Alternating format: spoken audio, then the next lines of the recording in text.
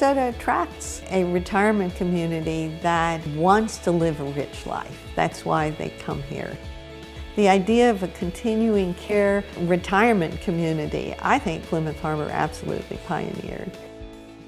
Plymouth Harbor has an independent board, and the conversation is, how do we make ourselves viable for the future?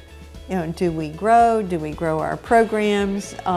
There's obviously been not just a continuum of care for the residents, but a continuum of care for the whole concept and for the facility.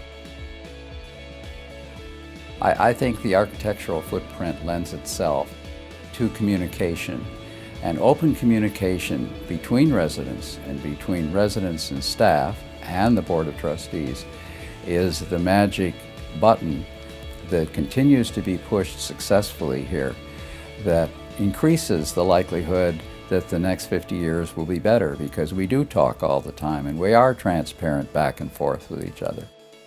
It's almost impossible to spend more than a day in Plymouth Harbor without seeing a lot of the people who live here and a lot of the people who work here.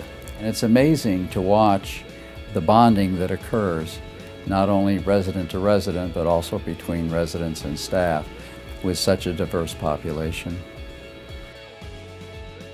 Being engaged with your neighbor instead of being down a long hall somewhere is very key. And although I don't think we knew then, we certainly know now that community and neighborhood involvement in mental things, involvement in various physical things, makes a huge difference in objective measurements of how older people get along.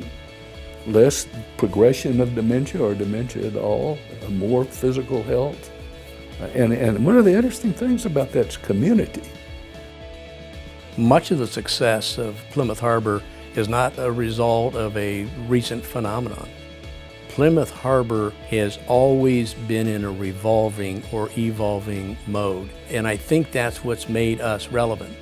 If we didn't change, I'm not sure we would still be a life plan community.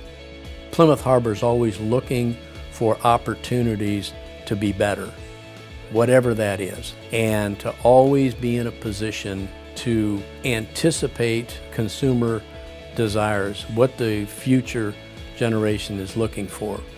It's important that we strike a balance in whatever program or activities we do for the new residents coming in, that we balance that with our existing residents and not losing sight of the present as we plan for the future and create a further vision.